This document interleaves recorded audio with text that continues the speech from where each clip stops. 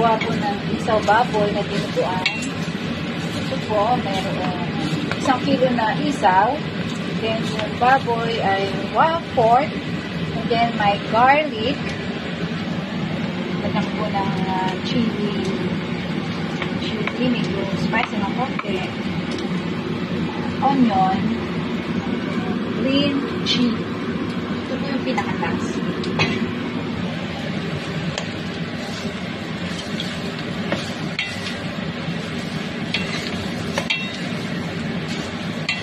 Na-crunchy po natin.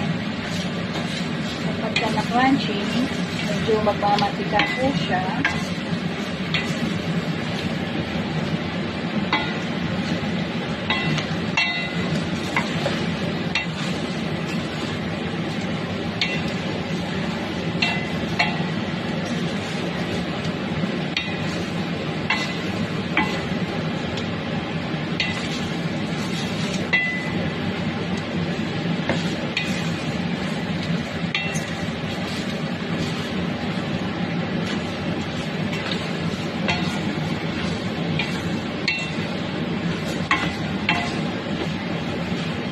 Bago ko po naluto itong isaw, akin po munang linis.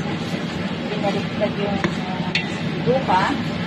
Tapos, linis ko sa asin, nakailang bukas. Napakatrabaho. Kala kaya ngayon ko palang ulit-ulit. Tapos, pinakuluan ko ulit sa asin na mayroong suka. Para maalis yung pait at saka yung lansa. Asin at suka at saka nilagyan ng paminta.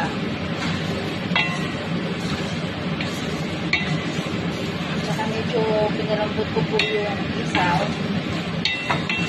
para hindi siya magaling. Hindi sa chewy. Ayan. Ang tagal mo magmatika. Naglalagyan ko po siya ng oil.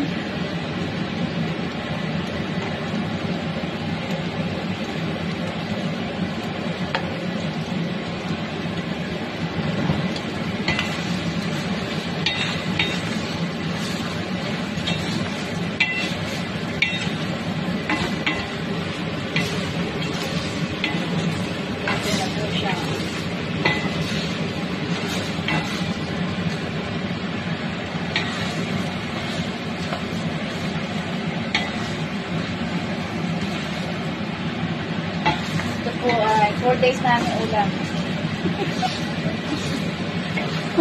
Pag hindi pa kumain, magiging 5 days namin ulam to. Every lunch.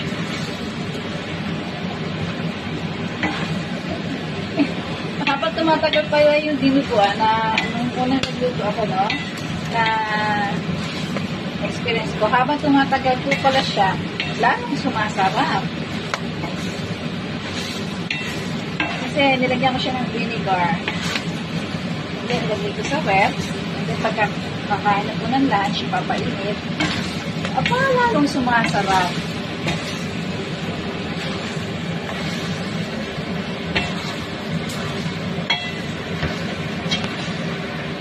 Kaya ito kami pagka sa day off ko ha, pagluluto kita nito ha, para matikman yung dinuguan ko ha.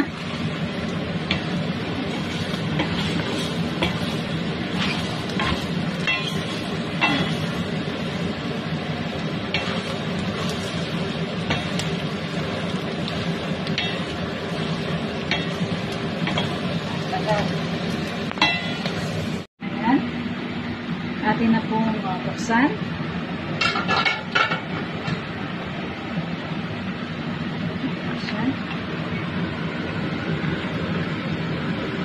At pagkatapos po, atin pong ilagay yung pinakalas, ang green chili.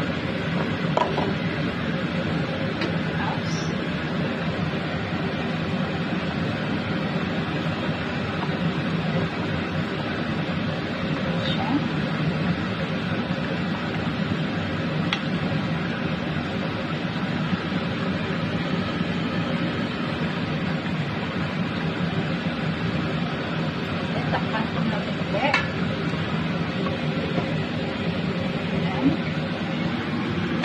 Then, after 2 minutes,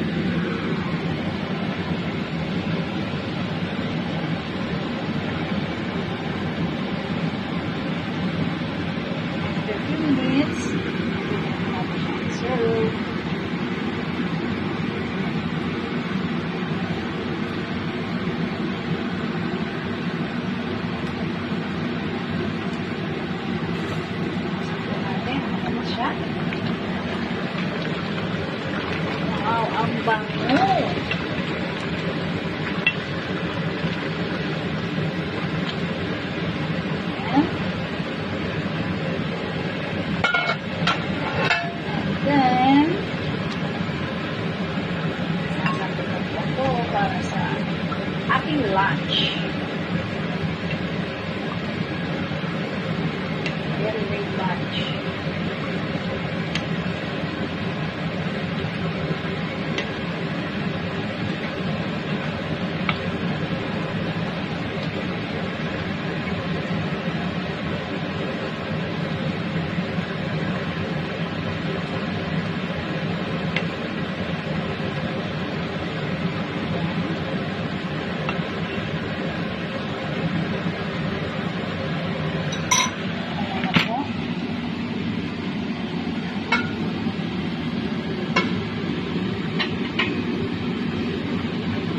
Ayan na po, at isa-serve ko na po ang aking nilutong isaw baboy dinuguan with rice. Thank you guys for watching, and please subscribe us on Fonito's channel, and see you in the next vlog. God bless us all.